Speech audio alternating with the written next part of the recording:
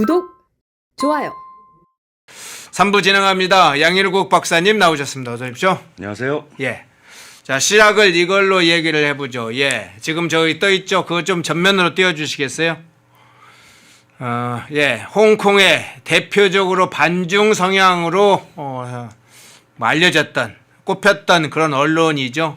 빈과일보, 이 창업주의죠. 지미라이 이 회장께서 국가보안법 위반 혐의, 국가보안법인가요? 국가안보법인가요? 정확하게. 예, 혐의로 징역 20년을 선고를 지금 받았는데 대체 무슨 혐의로 대체 이렇게 20년을 받았습니까? 창업주가? 예? 그 홍콩이 한때는 그 영국령으로 네. 찬란한 자유무역과 민주주의를 누렸던 그 나라인데 그 강대국 간의 협약에 의해서 이제 중국으로 지금 다시 복속이 돼서 속된 말로 참 고생하고 있습니다 지금. 그러니까 아예 그냥 뭐 독재 치하에 살던 나라 같으면 그러느냐 할 텐데 그런 세계 최고의 자유를 누리다가 지금 저 빈과일보가 이제 영어 이름으로는 애플 데일리 사과 신문이에요. 그래서 네. 홍콩에서 그 자유를 울부짖고 또 홍콩에서 여러 차례 있었던 그 이제 뭐 송환법 그것에 대한 반대 시위를 지지하고 또 외국 그 시민단체라든가 영국과 미국 이런 자유 우방들에게 우리 홍콩에 관심을 가져달라는 사설 같은 걸 쓴 겁니다. 그러다가 속된 말로 중국에게 괘씸죄로 걸린 거죠. 괘씸죄 걸린 예, 거예요. 그러니까 예. 뭐 아까 뭐 선배님 말씀하셨듯이 뭐 국가보안법이라고 부르건 국가안보법이라고 부르건 그게 별 의미가 없는 거예요. 그러네요. 저 홍콩의 국가보안법이 규정하고 있는 독소조항이랄까요? 이런 것이 있습니다. 네. 외세와 결탁하여 중국 체제를 비난한 자는 중형에 처한다 이런 식인 거예요. 그러니까 지금 저 애플 데일리 빈과일보가 정확히 그 공식에 맞아 떨어진 거죠. 그래서 저분이 이제 언론인이기 이전에 이제 의류 브랜드를 만들었던 이제 사업가신데 저도 어렸을 때 그 브랜드가 조금 멋쟁이 브랜드였거든요. 지오다노.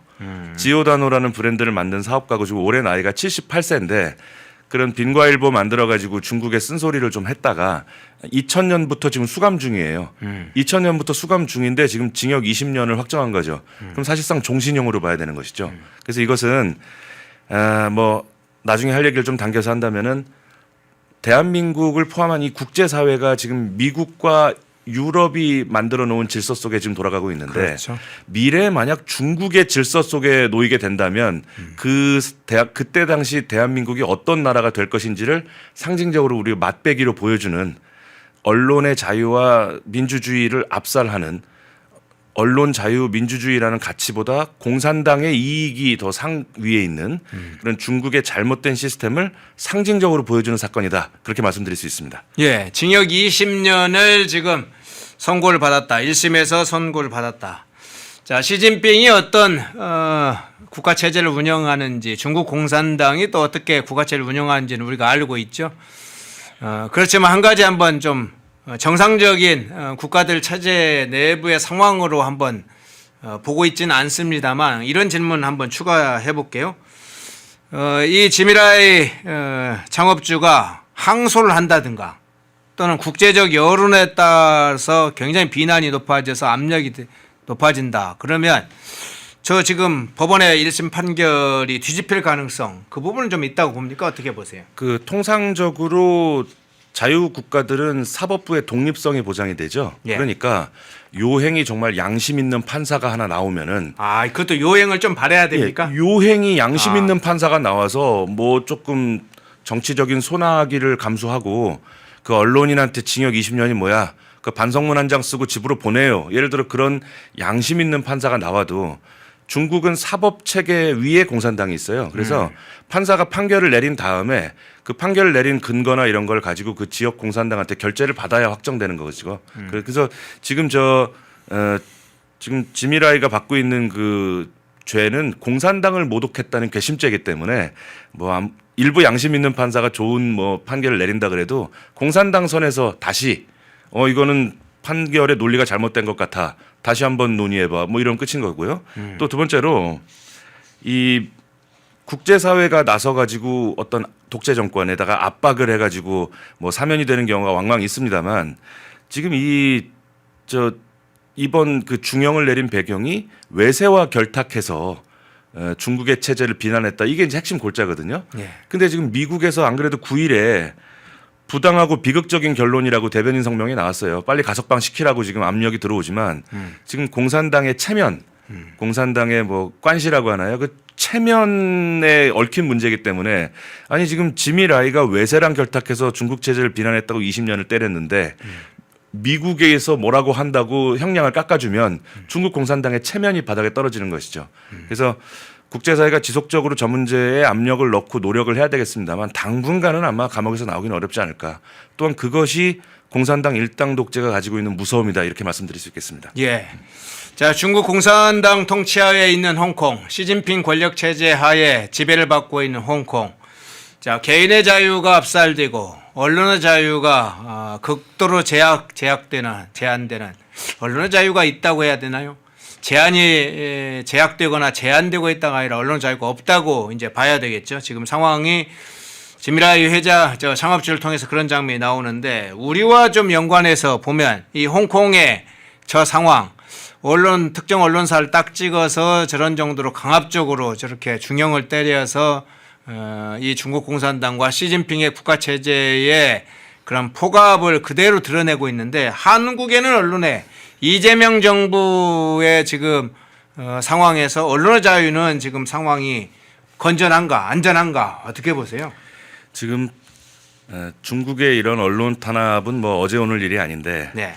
중국의 이 말도 안 되는 징역 20년 언론 사주를 향한 그것을 논평한 그다음에 지금 제가 독재 국가의 참상이라는 식으로 말씀드렸는데 대한민국도 점점 그런 방향으로 가고 있다는 것이 참 걱정스러운 일이죠. 지금 작년 말에 국회를 통과한 그 정보통신망법 개정안, 그렇죠. 정보통신망법 개정안이 이제 7월 달에 이제 시행을 앞두고 있는데 이게 이제 몇 가지 독소 조항이 눈에 띄는 겁니다. 화면에 좀 잘 정리되어 있네요. 첫째는 유튜버나 1인 크리에이터도 언론에 준해서 뭐 관리 감독하겠다. 그리고 허위 조작 정보가 있을 경우에 5배의 징벌적 과세를 하겠다.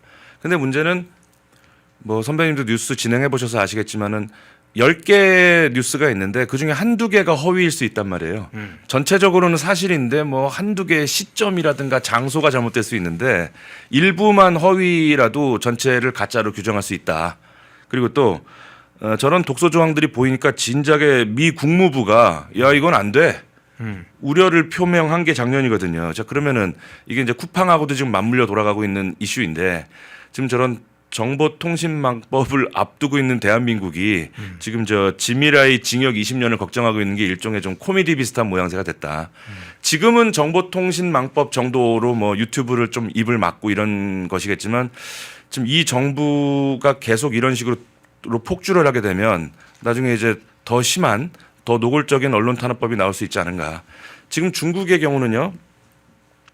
2024년에 그 허베이성의 그 폭파 사건이 하나 있었습니다. 예. 그때 그 중국의 관영 매체인 CCTV 기자라 할지라도 그 쫓아버렸어요. 왜?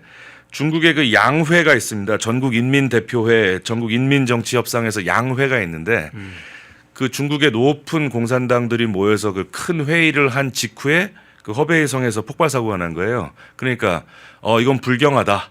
이렇게 높은 분들이 신성한 회의를 한 직후에 폭발 사고가 났다는 것은 불경스럽다. 그러니까 최대한 사고를 축소해서 보도하라라는 지침을 내린 거예요. 그런데 그 CCTV 기자가 아니 저렇게 지금 폭파 현장에 저렇게 아직도 저 참상이 저렇게 나와 있는데 왜 보도자료 사진을 통제하느냐 이러니까 야 저거 누구야 저 끌어내 이렇게 된 겁니다. 지금 대한민국이 지금 이런 나라로 가는 것도 지금 시간 문제가 아니냐는 우려의 목소리가 나오고 있습니다. 또 한편으로 또 우리 또 유튜버 분들이 많이 또 펜앤마이크를 또 참고할 테니까 예. 두 가지를 조심해야 될 겁니다.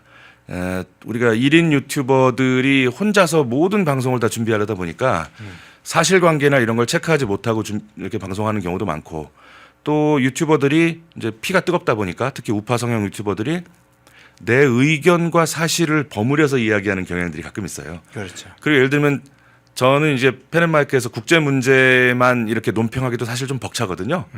근데 이제 1인 유튜버들은 이제 경제, 외교, 문화 뭐 이런 걸 모든 걸 다 총망라해야 되다 보니까 시간상으로 부족한 점이 많고 그래서 여러 가지로 대한민국도 좀 언론에 대한 족쇄가 좀 세질 것 같으니까 특히 말 조심해야 되고 말 조심한다는 것이 꼭 뭐 할 말을 하지 말라는 뜻이 아니라 의견과 사실을 잘 구분해서 이야기하고 그리고 아무래도 유튜브의 생태계라는 게 좀 자극적으로 이야기를 해야 좀 수익과 연결되는 측면이 있다 보니까 좀 경쟁적으로 어떻게 보면 우리가 먹잇감을 이 정부에게 던져주는 그런 우를 범하지 않도록 우리 유튜버들도 대우각성을 해서 정부의 그 시책 때문에 언론의 자유가 위축되는 그런 일을 막아야 되지 않나 그렇게 생각합니다. 예. 자, 지미라의 빈과일보 창업주 20년 선고를 받아서 그것의 의미, 홍콩 내부에서 변화가 있을지, 실제 법원의 판결이 뒤집혀 있을지, 한국에 지금 미치고 있는 특히 정보통신망법 개정안 관련된 내용이 자세하게 좀 소개돼서 우리도 지금 그런 상황으로 가고 있다. 그 남 얘기가 아니다. 이런 부분을 좀 이야기를 해주셨네요. 자, 주제를 일본으로 한번 가보겠습니다.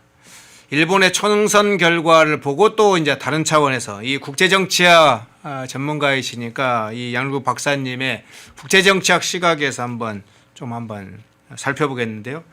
자민당과 다카이치 압승, 특히 다카이치 총리의 압승으로 주로 불리는 이번 총선 결과에 대해서 우리 우리에게 시사하는 바, 그 부분은 어떤 차원에서 보세요? 그 우선 지금 다카이치 사나이 총리는 선명한 노선이거든요. 첫째는 예. 강한 일본을 만들겠다.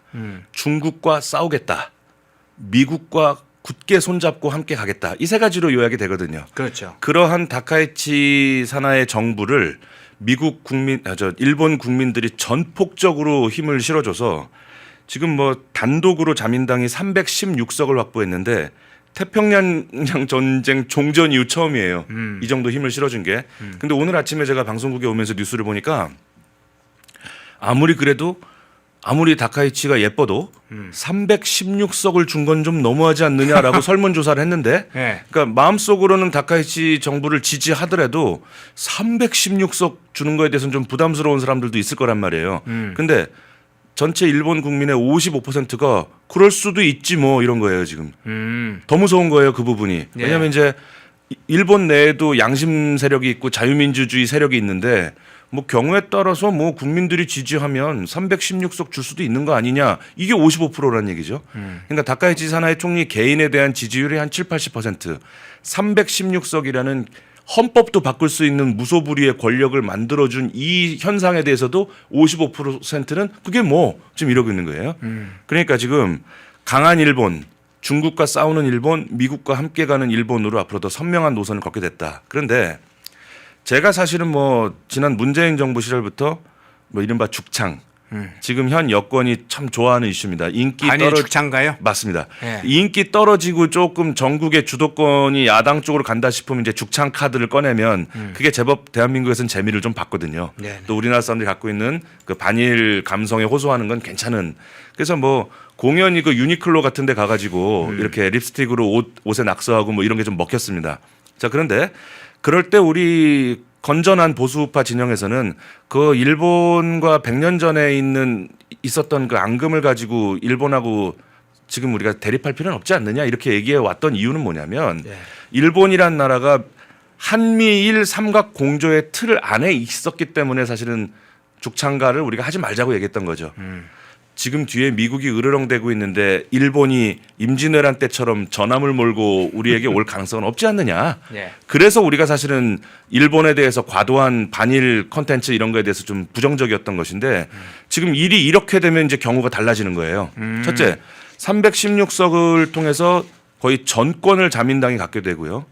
지금 트럼프 대통령도 뭐 일본에게 원하는 게 있다면 전폭 지지해주겠다 뭐 이런 식으로 X에 썼단 말이에요. 그러면 지금 과거의 일본에 비해서 지금의 일본은 미국의 통제 내지는 영향력에서 훨씬 더 많은 자율권을 얻었다고 봐야죠. 자, 그러면 지금 한미일 삼각 관계에서 미국이라는 통제권이 약화될 경우에는 점점 한일 관계는 자연 상태 현실주의 국제 정치학의 인근 국가의 관계로 갈 소지가 크죠. 제가 여러 차례 말씀드린 바와 같이 나폴레옹 시절부터 2000년대 초까지 전체 66개의 국가가 지도에서 사라졌는데 그중에 50개가 이웃 나라가 폭력으로 먹었습니다.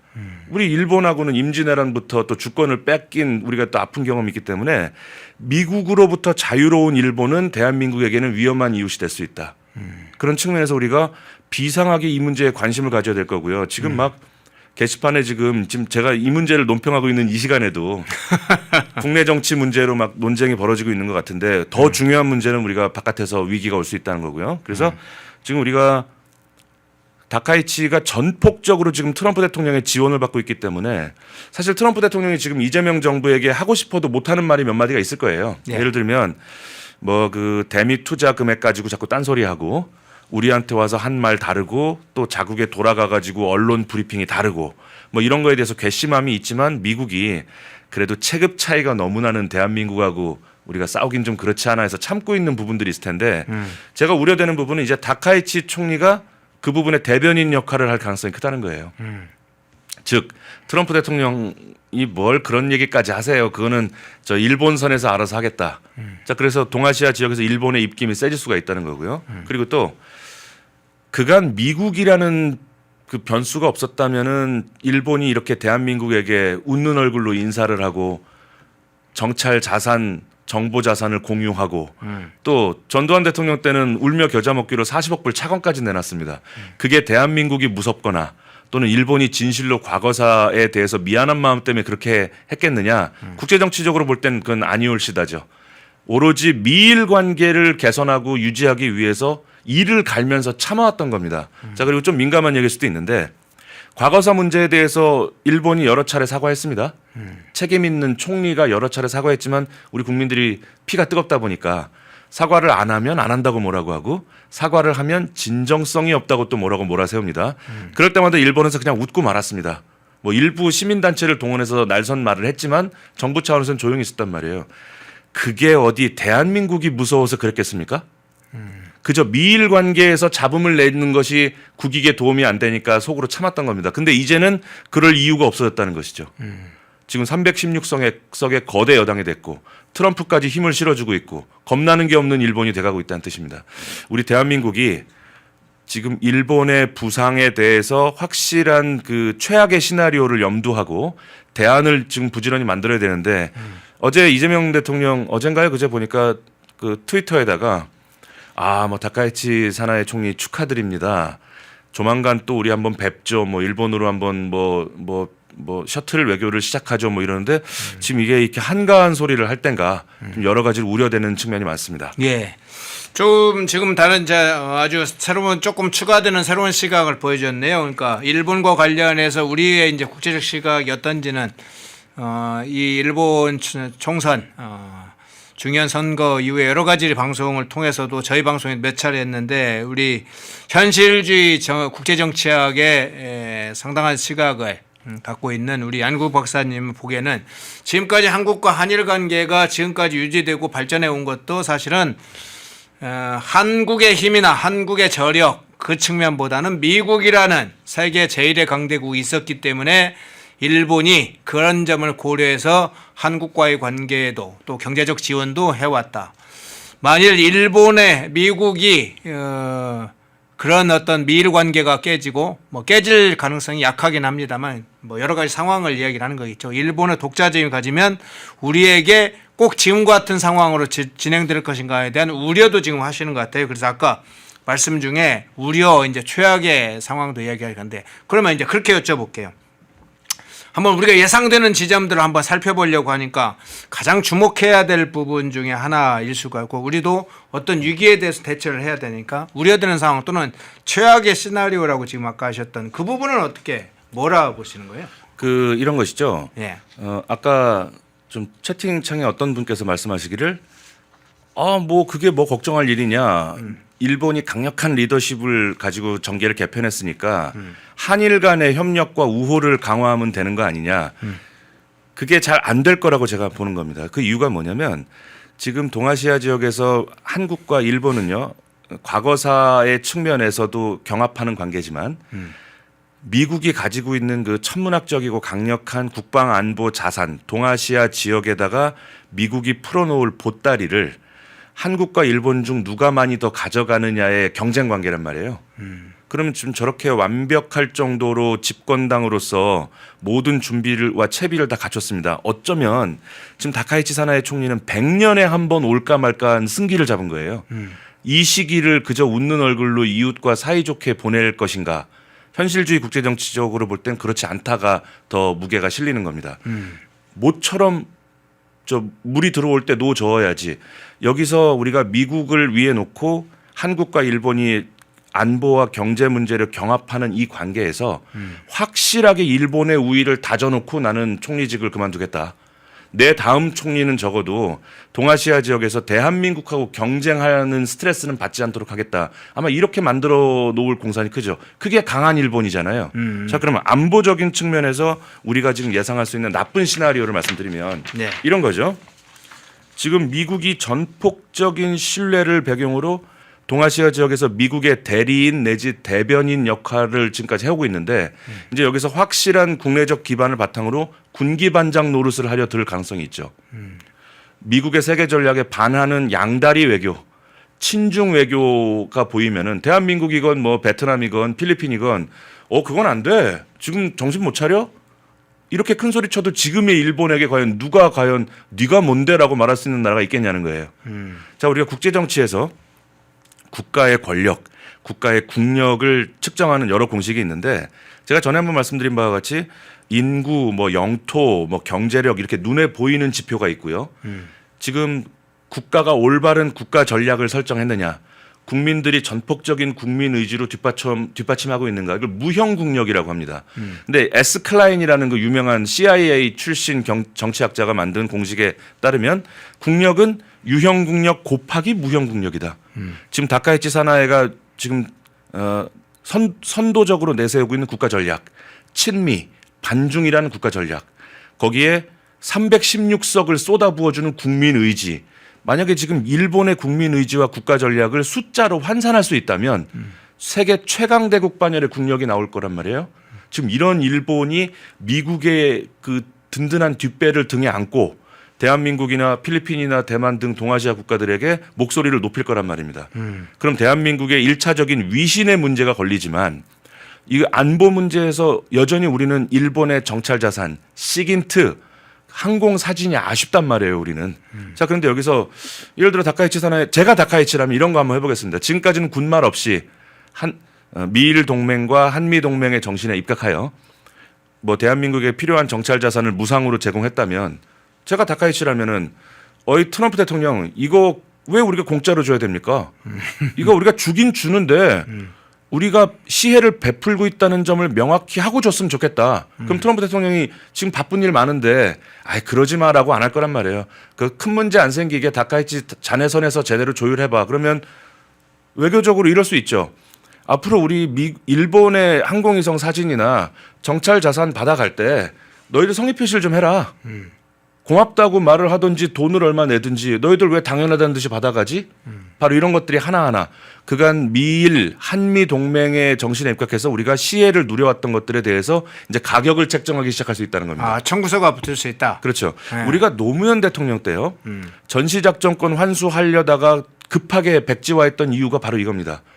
그럼 앞으로 우리가 비싼 돈 들여 항공위성으로 찍어온 정찰 자산이 사진 한 장 한 장당 저 전자권 환수할 것 같으면 이제 돈 주고 사가야지. 여기에 우리가 꼬리를 내렸던 거예요. 또 두 번째는 미국이 전자권을 환수한다고 하니까 뭐라고 경고했냐면 뭐 굳이 너희들이 그렇게 전시작전권을 가져가겠다면 그럼 앞으로 정찰 자산은 우리한테 달라고 하지 말고 우리가 일본을 줄 테니까 일본이 1차 판단한 다음에 대한민국에게 필요하다고 판단되면 그때 일본이 판단해서 줘. 이런 구도를 만드니까 저희가 백기를 들었던 거예요, 우리나라가. 아, 그건 안 된다, 국민 정서상. 자, 이게 지금 현실화될 수 있다는 거죠. 지금 우리가 한가롭게 다카이치 축하해요, 곧 일본에서 만나요, 이럴 때가 아니라는 거죠. 미국의 통제 영역에서 자유로워진 일본은 우리의 친구이기보다는 경쟁자가 될 가능성이 크다. 이렇게 정리할 수 있겠습니다. 예. 자, 지금 이재명 정부가 다카이치 총리하고 불과 이제 얼마 전에도 마치 프렌드가 된 것처럼 했습니다. 지금 다카이치 총리 일본이 내부적으로나 외부적으로 여러 가지 제약이 있던 걸 지금 다 해결해 가고 있습니다. 다카이치 총리가 그러면 이재명 정부를 향해서 한국 정부를 향해서 그렇게 웃기만 할까? 그에 따른 청구서를 이재명 정권에 제출할 요구를 할 것들도 상당히 있을 것으로 보입니다. 예, 그 부분은 좀 살펴봤습니다. 자, 그런데 자, 안보 문제나 국제 정치 문제도 있습니다만 경제 문제도 한번 좀 살펴보겠습니다. 이 일본의 이제 거침없는 질주가 지금 또 시작됐는데 물론 국내 정치 문제뿐만 아니라 지금 일본에서 하는 인공지능 문제도 새로운 차원에서 좀 도전을 시작했어요. 반도체도 그렇고 아마 일본이 그간에 이제 사실은 반도체나 인공지능 문제에서는 상당히 한국보다 늦었다 이런 평가가 많았는데 경제 어떤 분야에서 새로운 좀 시도를 과적 차원에서 시도를 하고 있는 것 같아요. 기업들도 전반적으로 많은 움직임이 있고 그런 흐름을 보고 최태원 회장이 작년에 한일 간에 사실은 EU처럼 하나의 통상하는 그 국가 체제로 EU처럼 경제 체제가 묶어져야 된다 이런 주장도 하고 그랬는데 자, 한국과의 경쟁 어떤 차원에서 일본이 진행될 걸로 보시나요? 지금 다카이치 사나이 총리의 그 정치인 다카이치의 입장에서 보면 네. 지금 이런 316석 거대 여당의 수장이 되기까지 저 다카이치 총리 개인도 상당한 도박과 모험을 했다고 봐야 돼요. 그 일본은 연정 체제인데 거기서 강력한 미일 동맹 드라이브를 걸었습니다. 또 일본 내에도 사실은 많은 좌익 단체들이 있는데 그런 좌익 단체들의 공격에도 불구하고 강력한 대중 반중 노선을 걸었죠. 그 결과 정말 운이 좋게도 일본 국민들이 어떤 면에서 현명하게 힘을 몰아줬지만 사실은 다카이치 사나이 총리는 지금 트럼프를 상대로 이제 청구서를 보낼 때가 된 겁니다. 이제 그간 내가 여러 가지 국내 정치적 리스크를 감수하고 미국과 손잡고 중국에게 강력한 드라이브를 걸었는데 마침 국민들이 316석을 실어줬다. 트럼프 이제 너 나한테 뭐 해줄 거야?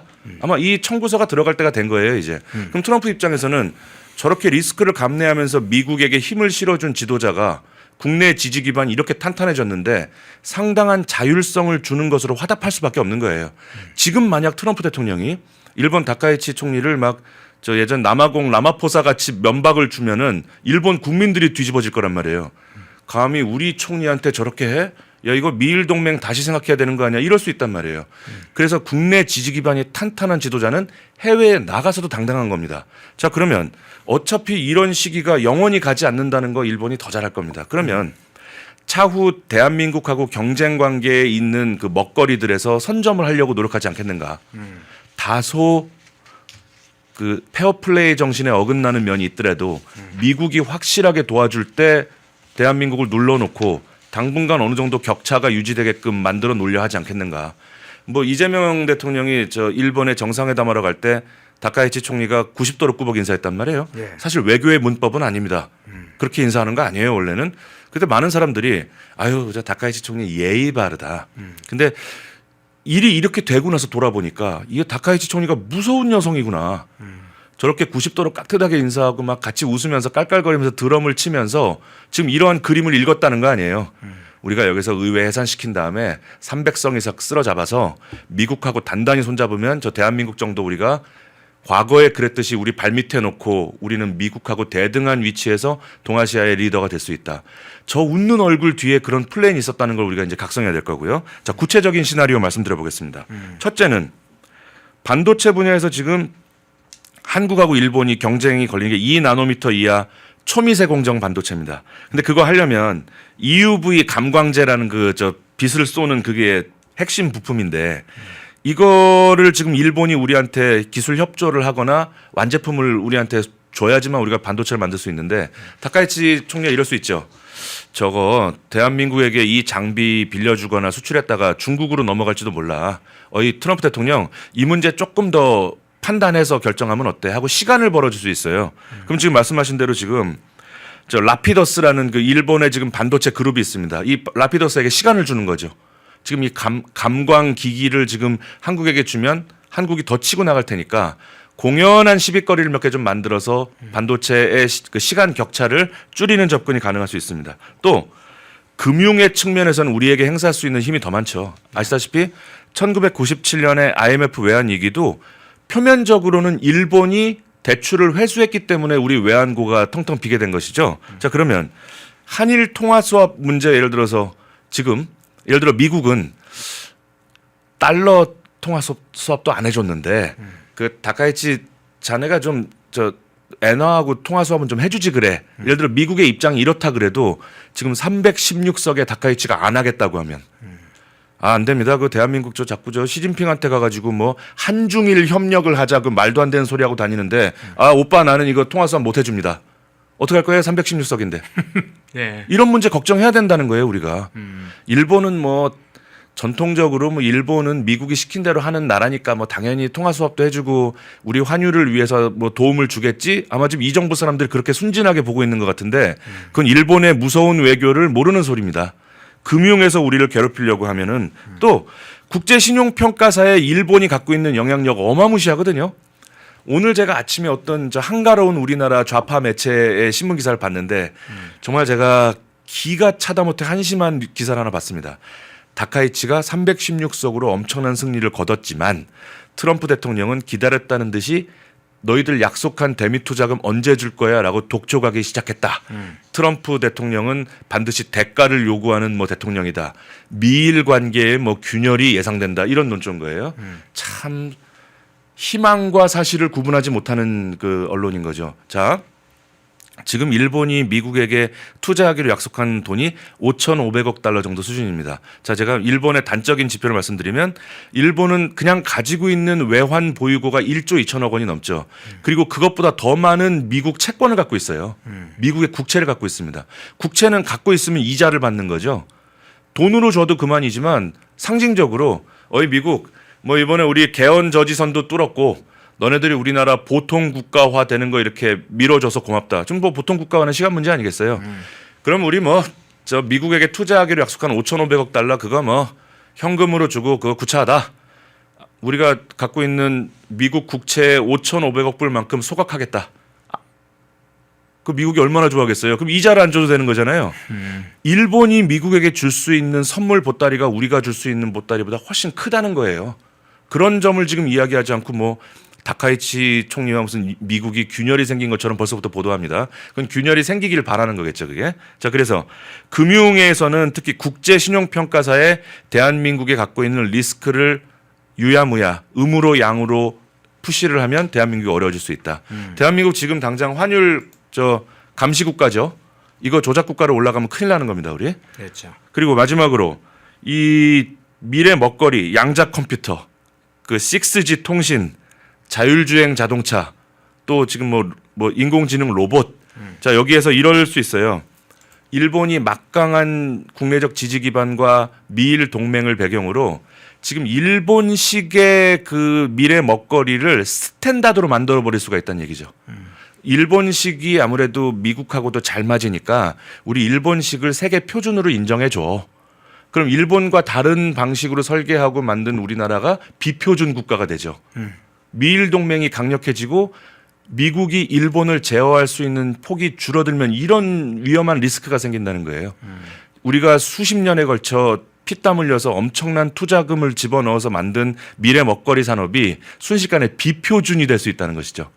자, 그러면 시간이 얼마 안 남았으니까 우리는 그럼 어떻게 해야 될 것인가? 제가 생각나는 대로 한 세 가지만 이야기해 보겠습니다. 첫째는 대미 투자 어떻게든 약속을 지키려고 노력해야 된다. 지금 그 대한민국이 감당치 못할 대미 투자를 약속해서 트럼프 대통령하고 이재명 대통령이 면박을 주는 최악의 사태는 피했단 말입니다. 근데 지금 이 정부가 하는 그 행태를 보니까 이런 것 같아요.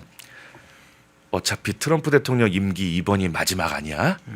중간 선거 지나서 또 민주당이 표를 많이 얻으면 또 어찌 될지 모르니까 일단 줄 것처럼 하다가 시간 좀 벌어보자 뭐 이런 것 같아요. 제가 볼 때는 이게 지금 트럼프 대통령 개인이나 트럼프 대통령을 지지하는 미국의 중산층을 얼마나 자극했을지 생각해야 된다는 겁니다. 불필요한 예산들 있잖아요. 뭐 재난지원금 뿌린다든지 현금 살포할 거 빨리 중단하고 자, 우리가 뭐 재난지원금 이렇게 주기로 했는데 한미 관계를 고려해서 일단 급한 대로 이만큼이라도 대미 투자금을 선불로 입금을 하겠다. 미국의 마음을 달래야 된다는 거죠. 지금 여기서 우리가 한미 관계가 눈밖에 나기 시작하면 지금 미국이 줄 수 있는 보따리를 일본이 다 챙겨간다. 비상한 경각심을 가져야 된다는 거고요. 지금 미국이 절실해하는 게 뭐겠습니까? 지금 MRO 아니에요. 함정 건조하고 수리하는 건데 우리가 이런 슬로건을 빨리 만들어야 됩니다. 미국 너희들 일본을 너무 예뻐하지 마라. 일본은 그저 입금을 하고 돈을 주는 입장이지만 대한민국은 임마 직접 우리나라 건설 노동자들이 가서 피땀 흘려서 너희 군함 고쳐준다. 너희 군함 고장날 때 우리 군대 말로 닦고 조이고 기름칠하는 건 우리야. 이런 슬로건을 빨리 만들어서 미국을 안심시켜야 되겠다. 또 지금 미국이 계속 국가안보 전략이나 그 국방 전략 백서에 나오는 게 전략적 유연성입니다. 우리가 선제적으로 치고 나가야 됩니다. 대만의 급변 사태가 날 경우를 대비해서 한미 연합 훈련의 그 시기와 그 규모를 확대한다. 이렇게 우리가 먼저 치고 나가야 되겠다. 그리고 또 미국 주도의 지금 칩스법 2.0이 있습니다. 네. 여기에 우리가 빨리 동참해서 우리가 스탠다드가 돼야 됩니다. 지금 일본에게 계속 시간을 벌어주면 일본이 자국의 방식을 미국과 손잡고 표준화할 우려가 있다. 지금 고민할 게 한두 가지가 아니죠. 그런데 우리 국내 오늘 아침에 뉴스 보면서 이렇게 왔는데 지금 이런 비상 시국에 지금 이 정부 뭐 하고 있냐는 거예요. 뭐 합당을 하네 마네 뭐 싸우고 앉아 있고 뭐 국내 정치 문제가 너무 드라마틱하게 재밌으니까 우리 국민들이나 정부 관계자들이 지금 해외에서 이런 먹구름이 몰려오는 거 못 보고 있는 건 아닌가. 1997년 11월에 제가 대학교 1학년이었는데 그때 IMF가 와서 하루아침에 대한민국이 거덜날 위기가 되기 전날까지도 우리나라 국민들은 김영삼 정부의 그 정치 드라마에 열광했습니다. 그 과거를 지금 되풀이할 것인가 우리 국민들과 우리 정부 관계자에게 심각하게 되묻지 않을 수 없습니다. 예. 오늘 양일구 박사님께서 조목조목 한일 관계를 포함한 일본 총선 압승 이후에 우리에게 닥쳐오는 문제, 일본에서 어떤 승리, 다카치 총리의 승리했다. 이것에만 지금 포인트를 둘 게 아니라 자, 이재명 정부가 친중 노선으로 가고 있는 상황도 여러 가지를 고려할 때 일본이 어떤 식으로 압박해 올지 또 향후에 경제적으로 일본이 독자적으로 어떤 길을 걸을지 그래서 한국과의 경쟁이 어떻게 이루어질지 이런 문제도 상당히 짚어주셨네요. 주로는 이제 일본 내부의 어떤 이런 시각이 많은데 국제정치 관점에서 현실주의 국제정치 관점에서 좀 해석을 해주셨네요. 자, 빈과일보 지미라이 창업주 문제까지 포함해서 다뤄봤습니다. 양일구 박사님이었습니다. 고맙습니다. 고맙습니다. 시청자 여러분 안녕하십니까. 펜앤마이크 선우 윤호 기자입니다. 설 명절 앞두고 또 평일에도 평상시에도 술 안주로 굉장히 좋은 게 바로 이 과메기입니다. 저도 굉장히 좋아하는 이 과메기 펜앤마이크 특가로 구매하시면은 포항 산지에서 직송되는 과메기 플러스 야채 세트를 23,900원에 구매가 가능하십니다. 소주랑 같이 먹으면 더욱더 맛있는 이 과메기 구성은 과메기와 야채 세트만 이렇게 되어 있는데 이 야채가 어디서 오냐? 당일 새벽에 옵니다. 그래서 정말 신선하고 특히나 포항 산지에서 나오는 이 과메기는 그 어느 과메기보다도 꾸덕하고 쫄깃하고 고소합니다. 저도 방금 먹어봤는데 너무나 맛있었던 이 과메기 펜앤마이크 특가로 구매하시면은 23,900원에 구매가 가능하시니까 우측 카드에 나와있는 152-1331 152-1331 전화 주시면은 간편하게 문의 및 구매 가능하시니까 많은 관심 부탁드리도록 하겠습니다.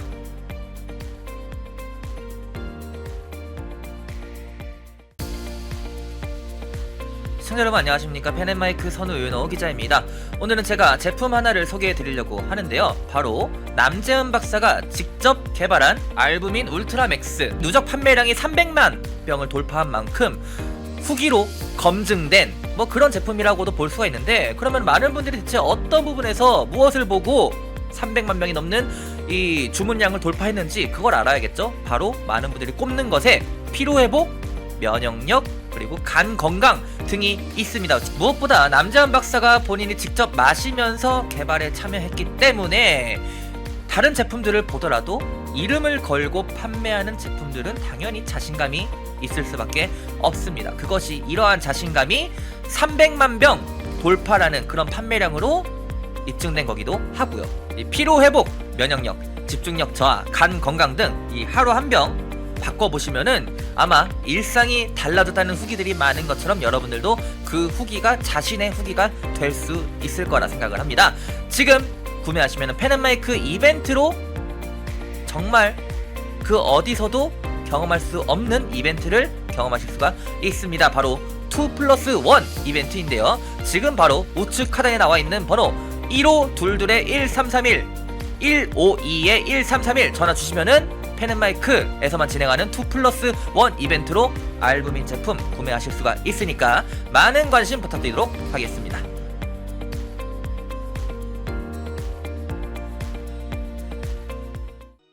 펜앤마이크에서 추천하는 영상도 보고 가세요. 다른 영상도 즐기시려면 구독 버튼을 꼭 눌러주세요.